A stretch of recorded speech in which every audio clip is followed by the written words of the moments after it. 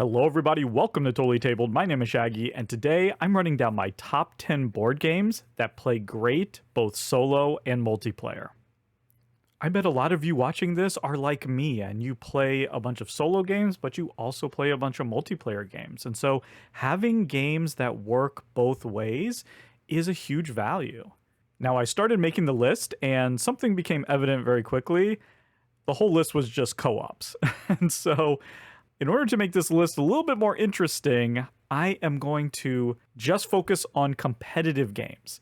Competitive games that work well, both solo and multiplayer. We're just going to make co-ops like an honorable mention, right? Because that's just how the genre is. That's what's one of the great things about co-ops, is they play great solo and multiplayer most of the time. So there you go, co-ops, get out of here, you're boring. When I did that, though, I found the list actually very hard to make because I'm one of those gamers that really cares about player count.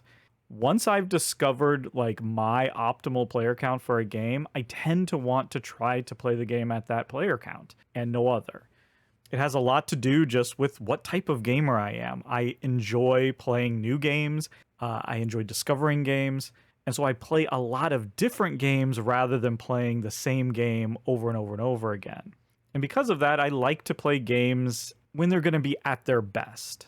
So this list is really, the way I thought about it was, these are 10 games that I love where I would have a really hard time choosing between just solo or just multiplayer. Like if for some reason I was forced to make a decision, you could only play it ever solo or you could only play it ever multiplayer, I would have a really hard time deciding with these games. Wow, that was way more rambling than normal. Let's just cut this off right here and dive right into the list. Number 10 is Tiny Towns. Another thing I decided to do was to avoid putting roll and writes on the list because, again, that's just a genre that is kind of almost made for the most part to be played at any player count. Not always, but often. Tiny Towns is kind of like a roll and write in many ways, except for you get to play with nice big chunky pieces, and so it's 100% better. Definitely feels like a roll and write as you're flipping cards and placing down resources, trying to create shapes to put down buildings. And you're really cramped. You're in this tiny little area. So as you build stuff, you're kind of getting in the way of building other things. So you need to construct things in a very intelligent way, or things can really go to hell. Please check out my playthrough for more information about that. But I really enjoy this as sort of a quick solo puzzle, but then it's also really great with others, and you have a couple more ways of playing if you play with other people. There's a mode that's sort of more confrontational, I guess, and then there's another mode that's much more just multiplayer solitaire, so you can kind of pick between those modes depending on what you feel like. But I think it works well multiplayer because the puzzle isn't that heavy that you're going to get sort of overwhelmed with AP or feel like you have to rush your thinking because there are other people there. A lot of times I prefer puzzle games solo, so I can just spend as much time thinking as I want, and I don't have to worry about how much time I'm taking or, what other people are doing. So you don't want something to be too much of a brain burner. Here, it's sort of light enough where everyone can just sort of take their turns simultaneously, and it works. So there you go. That's my number 10, Tiny Towns. Number 9 is 51st State Ultimate Edition. Now, I recently did a playthrough for this one as well, so please go check that out. I think I'll include the links to all of the playthroughs in the description. This is a fairly simple card game with really quick turns, and that's what makes it such a great multiplayer experience, because you're just going around and around, just taking these quick little turns. It can be confrontational. It sort of depends on, how you're playing. You can avoid confrontation and just kind of do your own thing, or you can really go after people. So it seems like a game that would be multiplayer all the way. But the Ultimate Edition comes with a new solo rule set where you go up against the Borgo Automa, and I really like it. The Borgo turn is just as quick as your own, so it maintains that quick turn, boom, boom, boom, boom, boom kind of feel. The AI is in your face, and it has this real unique feel for a solo game. Nice and quick, meaty, and with all the different expansions, you have a lot of different ways you can play. I really like it just as much solo as multiplayer. It works both ways so great. And the more I play this, the more excited I get about it. Definitely check out my playthrough to see it in action. But that's my number 9, 51st State Ultimate Edition. Number 8 is A Feast for Odin. I won't belabor this one. I talk about this game all the time. Go watch my video on my top 10 solo games of all time to see more. So why is it number 8? I think because I prefer it solo by just a hair. Mainly because the puzzle here can be pretty thinky, at least for me. You have a lot of different worker placement choices, and sometimes puzzling out how to put the different pieces polyomino style on your board. That can take a little bit of thinking, maybe take a little bit of time. And there's this great system in the solo game where you have 2 colors of workers. So for one round, you put out 1 color of workers, and then for the following round, you leave those on the board and you place a different color of worker out. So you're essentially blocking yourself round by round. Very clever way of doing solo worker placement and blocking the board. The thing is, though, I love this at 2-player as well. I find it to be much more of a gentle kind of worker placement. Since there are so many spaces, there isn't a lot of like hate blocking. You're not really getting in each other's way that much. And I kind of find it fun to just be working on the puzzle while someone else is working on theirs. I don't know, the 2-player game just has a really nice atmosphere. So I am torn. Maybe I like it slightly better solo, but it works so well both ways, and it's such an amazing game, I had to include it on the list. So there you go, one of my favorites, A Feast for Odin. Number 7 is Star Wars Outer Rim. This is similar to A Feast for Odin in that I really love the solo and the 2-player game. I might slightly lean toward the 2-player game with this one, but both are so fantastic. And I'm not even that big of a Star Wars fan, you know, I like it just fine. I think I've mentioned that before. You don't need to be, because it's just so much fun flying around, going from planet to planet, picking up jobs, getting money, upgrading your ship, managing your reputation with the different factions, maybe having to do some air combat. And with the expansion, the unfinished business expansion, that has really elevated this game for me. I love it. It was kind of the missing piece here to really inject the game with all this theme and some story. And, you know, with 2 players, again, you're not in each other's face necessarily. The expansion did add some things where, you know, you could maybe up that direct conflict. But I don't think you need it. I think it's really fun to see someone else, you know, going on their own adventure while you're going on yours. Maybe you cross paths every once in a while, but really you're just trying to race them, you know? And that race does add a little bit of tension. And the solo game replicates that tension and that race feel pretty well. Once you get the hang of it, it's not that hard to control the solo opponent. And man, as far as like pickup and delivery games go, this is by far my favorite. I've done a full solo playthrough of this one as well, so go check that out. That's number 7, Star Wars Outer Rim. Number 6 is Ark Nova. And I know this is going to be a controversial pick because there are people who actively dislike the solo mode in Ark Nova. It radically changes the game. It gives it a very different feel from the multiplayer game. For one, it makes it much quicker, but also it just kind of gives you a set number of turns that are very predictable, and then you're just trying to, you know, get a certain score. It doesn't try to simulate another player at all. And I know a lot of people really dislike that. There's also a very popular fan-made solo mode that does try to bring in and simulate another opponent. And I know that's a popular way of playing solo, but I also enjoy the official solo mode. At 2, there's definitely more sense of competition, right? You know, you're most of the time just sort of top decking cards, but there's competition for the cards that are out in the middle of the table. There's competition for some of the universities and whatnot. But for the most part, you're building your own tableau, you're building your own zoo, and the best parts of the game, which are that sort of action river system where you're powering up your actions. All of that stuff is equally enjoyable for me, both solo and multiplayer. Once again, I've done a playthrough for this one as well, so go check that out for more information. But that's my number 6, Ark Nova. Number 5 is Heat Pedal to the Metal. The new hotness, so to speak. This is a pure racing game. No betting, no controlling multiple cars. You're one car racing around the track against other cars using this really clever card system. You have movement cards and you have heat that you're using to gain little boosts, and you're cycling that heat in and out, spending it to do something cool. It goes into your hand, clogging up your hand, making it harder for you to move until you cool down, get that heat out of your hand, back into its own deck where you can spend it again to do other cool things. And so the game is all about cleverly cycling those cards and timing everything right, slowing down just right at the corners, speeding up at the straightaways, trying to slipstream around other racers. And obviously a game like this, it plays up to 6, is going to be better with more players. But because of this really perfectly executed AI racing system, which is dead simple, once you figure it out, you're able to control these other AI racers so simply that you can have any number of them, including playing it solo and having 5 AI racers that you're racing against. And it works. It feels satisfying.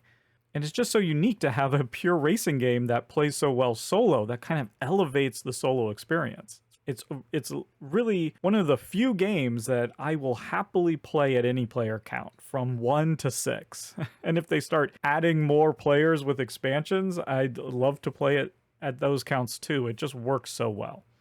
And once again, I've done a playthrough of this one as well. So there you go. Number 5, Heat, Pedal to the Metal. Number 4 is The Bloody Inn. So I haven't done a playthrough for this one. I've done 2 playthroughs for this one. So I've basically just done playthroughs for all of my favorite games at this point. So I think that's what's happening here. But this is such a great, interesting little card game. One, because of the artwork, which is fantastic. It's got this quirky, dark theme, which is pretty unusual. And it takes this mechanism that we've seen before where you're sort of paying for cards with other cards. In this case, you're paying for cards and actions using the cards in your hand.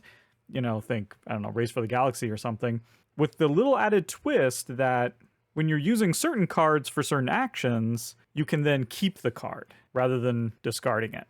And what's interesting is the solo and the multiplayer game is quite different in the sense that in the solo game, if you're ever caught by the cops with a dead body that you haven't buried, yes, this is how this game works, then that's an automatic fail.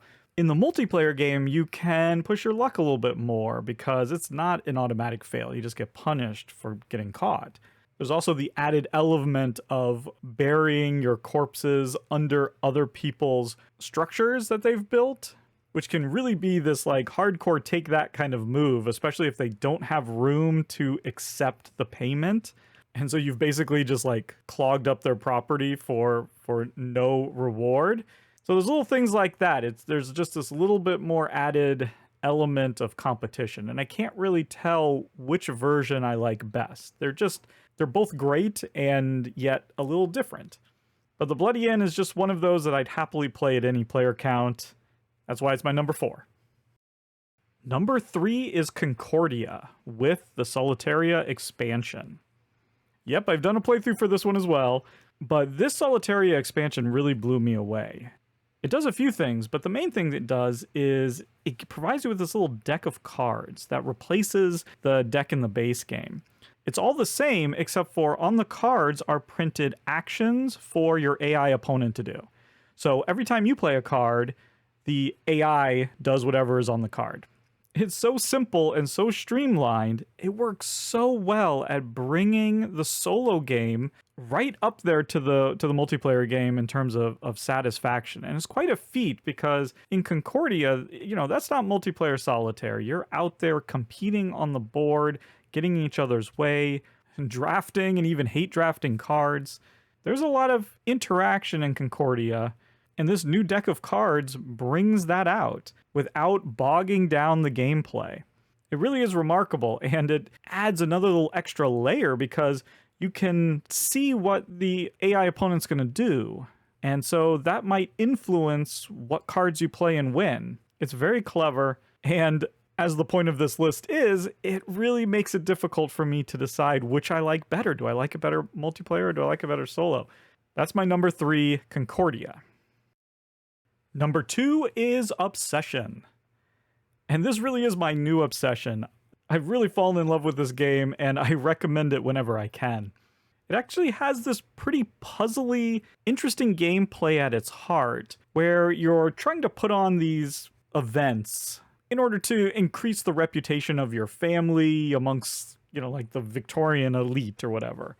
So these different activities require a very specific set of workers, of servants to put on, and then they let you invite a very specific set of guests, which are cards that you have in your hand. And if you have the right guests that you can invite and you have the right servants available, you can put on these activities and you get money and you get reputation. Use the money to buy bigger and better events that you can put on in later turns.